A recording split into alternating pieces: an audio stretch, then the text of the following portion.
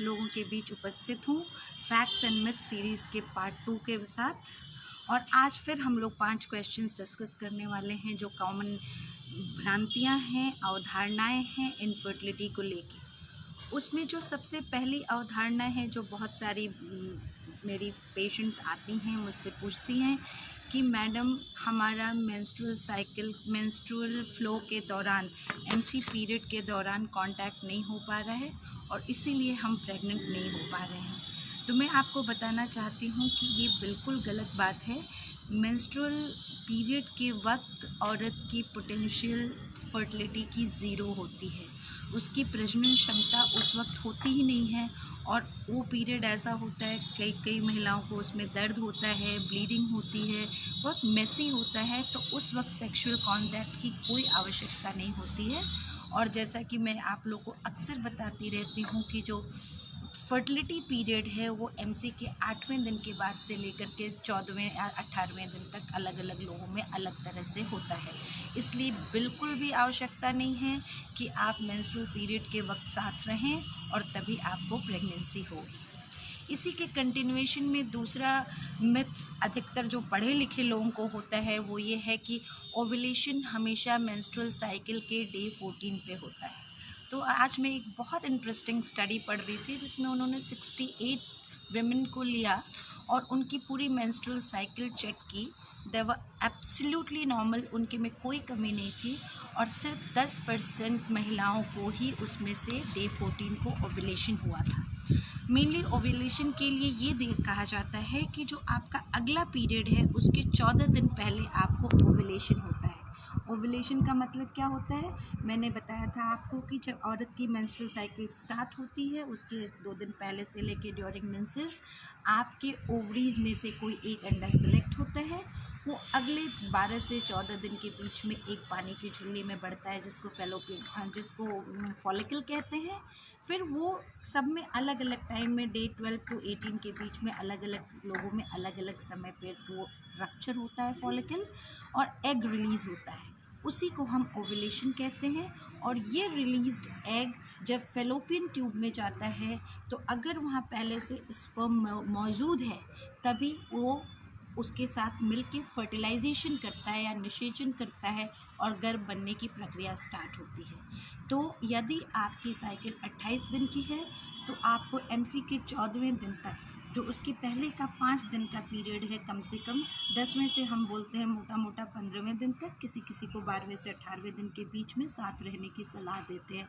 उसका कारण ये है कि जो आपके हस्बैंड के शुक्राणु हैं वो एक बार आपके गर्भाशय में पहुंचते हैं तो 3 से 5 दिन जीवित रहते हैं, लेकिन जो एग उस झिल्ली से फूट के बाहर निकला है वो मैक्सिमम 24 घंटे ज़िंदा रहता है।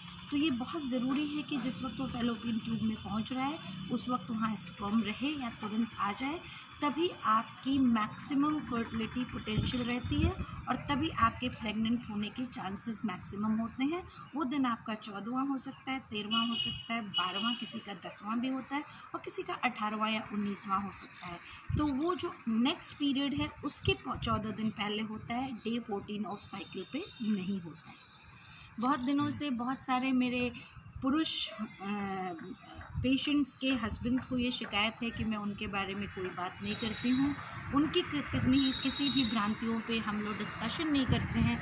तो आज मैं उसके बारे में 2-3 पॉइंट्स लेके आई हूँ और जिसके बारे में हम लोग बात करेंगे। जो सबसे कॉमन मुझसे अकेले में किया जाने वाला, अक्सर क्या होता है कि हस्बैंड खुद भी वो बात मुझसे नहीं कह पाता है, वो अपने वाइफ के थ्रू मुझसे कहलवाते हैं कि उनके दिमाग में एक गिल्ट चलता रहता है। ये माना जाता है हमारी सोसाइटी में कि यदि किसी लड़के ने या पुरुष ने अपने यंग एज में मैस्टरबेशन किया है तो उसको आगे चल कर के इम्पोर्टेंसी हो सकती है, इरेक्टाइल डिसफंक्शन हो सकता है, जिसकी वजह से उनको निसंतानता या इनफर्टिलिटी हो सकती है। मैं आपको बताना चाहती हूँ कि मैस्टरबेशन एकदम नेचुरल प्रक्रिया है, उसका कोई साइड इफ़ेक्ट नहीं होता है और उससे किसी भी तरह का future consequences like erectile dysfunction या इम्पोर्टेंस नहीं होती है। इम्पोर्टेंस और इरेक्टाइल डिसफंक्शन अधिकतर जो होता है वो क्यों होता है, उसका कारण कारण साइकोलॉजिकल होता है। आपने अपने दिमाग में लोगों की बातें सुन के ये घर कर ली है, ये बात आपके दिमाग में बैठ गई है कि अगर मैंने ऐसा पहले किया था तो मुझे ये ज़रूर होगा, और इसके स्ट्रेस और टेंशन की वजह से जो आपका इरेक्टाइल डिसफंक्शन है वो होता है, आपकी जो स्टैमिना है वो कम हो जाती है, उसका कोई फिज़िकल या बीमारी कारण नहीं होती है। तो ये भ्रांति एकदम गलत है कि अगर आपने यंग एज में मैस्टरबेट किया था तो आगे चल के आप इनफर्टाइल हो सकते हैं।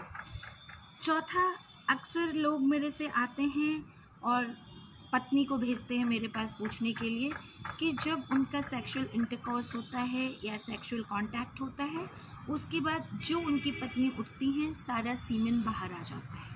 तो दोस्तों, मैं आपको बताना चाहती हूँ कि जो ये सीमेन होता है, ये पानी होता है, इसका जो कॉमन रेंज होता है वॉल्यूम का, वो 1.5 ml से 5 ml होता है। एक बार के सेक्सुअल एक्ट में 1 से 5 ml सीमेन बाहर आता है, और पर ml सीमेन में मिनिमल काउंट लोगों में 15-20 मिलियन होता है या लाख होता है। तो सोचिए कि वो कितने लाख और करोड़ शुक्राणु आपके अंदर हैं। उनमें से मात्र कुछ को ही यूट्रस में जाना होता है, और जाकर के फेलोपियन ट्यूब तक पहुंच करके अंडा एक ही होता है, उसको फर्टिलाइज़ करना होता है। 3 इडियट्स का वो डायलॉग आपको याद होगा कि इतने मिलियन से कंपटीशन करके मैं वहाँ पहुँचा था, तब आज मैं यहाँ हूँ। तो बिल्कुल वो बात सही है। और वो पानी को अंदर रुकने के लिए कोई जगह नहीं है। जो वेजाइना है वो एक अंदर से ब्लाइंड स्पेस है, वो पेट से आपके बंद है, और सिर्फ यूट्रस का रास्ता सर्विक्स एक ट्यूबुलर स्ट्रक्चर की तरह बीच में खड़ा हुआ है, और उस पानी को यूट्रस और सर्विक्स में जाने की ज़रूरत नहीं है, सिर्फ उसमें से कुछ स्पर्म्स को जाने की ज़रूरत है। वो कुछ 100 हो सकते हैं, कुछ 1000 हो सकते हैं।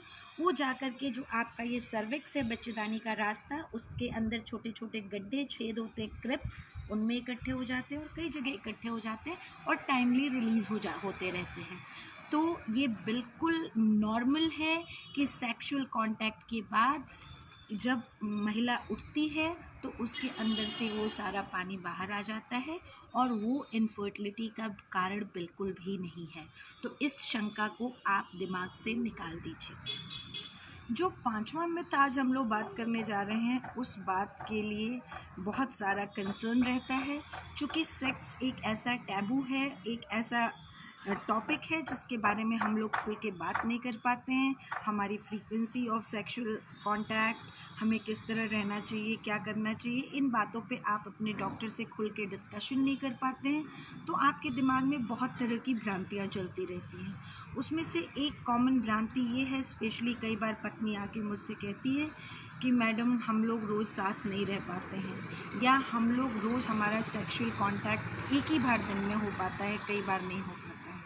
तो क्या इसकी ये भी एक कारण हो सकता है प्रेगनेंसी ना होने का?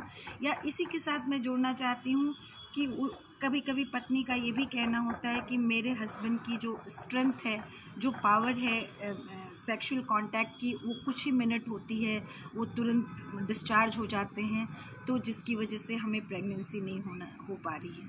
तो यहाँ पे फिर मैं वो दूसरी बात आपको दोहराना चाहती हूँ कि जो सीमेन से स्पर्म निकलता है उसकी लाइफ 3 से 5 दिन होती है, और ज़रूरी नहीं है कि आप प्रेगनेंसी ट्राई कर रहे हैं तो आप रोज़ रोज़ सेक्सुअल कांटेक्ट बनाएं, ज़बरदस्ती बनाएं, बिना मूड के बनाएं, या दिन में कई बार बनाएं।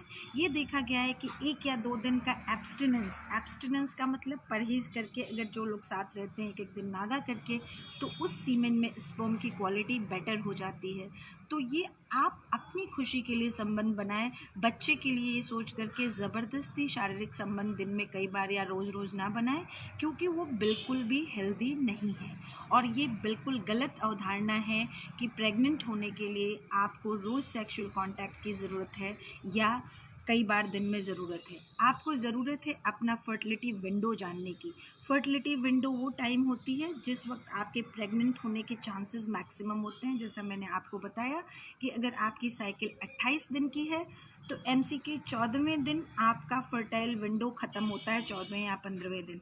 तो 10वें से 14वें 15वें दिन के बीच में आप साथ रहिए। और अगर आपकी साइकिल और लंबी है तो वो ड्यूरेशन 12वें से 18वें दिन हो सकता है, 14वें से 20वें दिन या मैक्सिमम 22वें दिन। और मेंसेस आने वाले सप्ताह में और उसके एक हफ्ते पहले और एक हफ्ते बाद में कोई भी प्रेगनेंसी नहीं रुकती है। तो आप इस अवधारणा को बिल्कुल गलत तरीके से ना लें। हेल्दी लाइफ जिएं, अपनी लाइफ को, अपनी मैरिड लाइफ को एंजॉय करें। सेक्स को सिर्फ प्रोक्रिएशन या बच्चा पैदा करने के टूल की तरह इस्तेमाल ना करें। वो आपको आपकी खुशी के लिए करना है, ना कि आपको ये सोच के ये चीज़ करनी है कि हमें बच्चा चाहिए और हमें करना है। उससे बहुत सारा स्ट्रेस होता है और जिसकी वजह से वो सारी कंप्लेंट्स जिसके बारे में आप सोच रहे हैं कि इरेक्टाइल डिस्फंक्शन हो जा रहा है, स्ट्रेंथ स्टेमिना कम हो जा रही है, इम्पोर्टेंसी हो जा रही है, वो चीज़ें उस स्ट्रेस की दी हुई हैं। तो आप एकदम स्ट्रेस फ्री रहें। आप, मेरा ये नहीं कहना है कि आप कुछ ना करें, आप अपने डॉक्टर की सलाह लें, सही तरह से चीज़ों को करें, लेकिन ज़बरदस्ती की अवधारणाएं ना पालें। और उन अवधारणाओं में कोई भी चीज़ आपके दिमाग में आती है तो अपने डॉक्टर से खुलकर उसके बारे में बात करें, उस पर सलाह लें और उसके बाद से उस हिसाब से उसका निदान करें। इसी तरह से महिलाओं के लिए भी कहा जाता है कि उनके अंदर अगर बहुत ज़्यादा सेक्स के लिए इच्छा नहीं होती है तो वो भी एक इनफर्टिलिटी का कारण है। ऐसा बिल्कुल नहीं है। और स्पर्म किसी भी तरह से अगर वेजाइना में चला जाता है और एग बना रही है लड़की, तो प्रेगनेंसी तो कैसे भी हो जाती है अगर उसके अंदर कोई और भी कारण ना हो।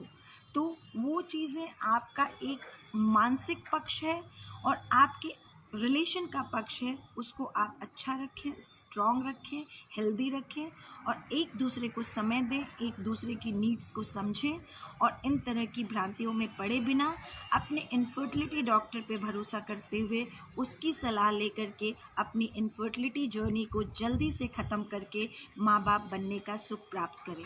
आज मैं आपसे सिर्फ इतनी बात करूंगी। उम्मीद है कि मेरे इन बातों में आपको ज़रूर कुछ ऐसी बातें समझ में आई होंगी जो आपकी लाइफ के लिए यूज़फुल होंगी और आगे से आप इन अवधारणाओं में नहीं पड़ेंगे। जब तक हम दोबारा मिलते हैं तब तक के लिए नमस्कार। Take good care of yourself and obviously stay home. Thank you so much.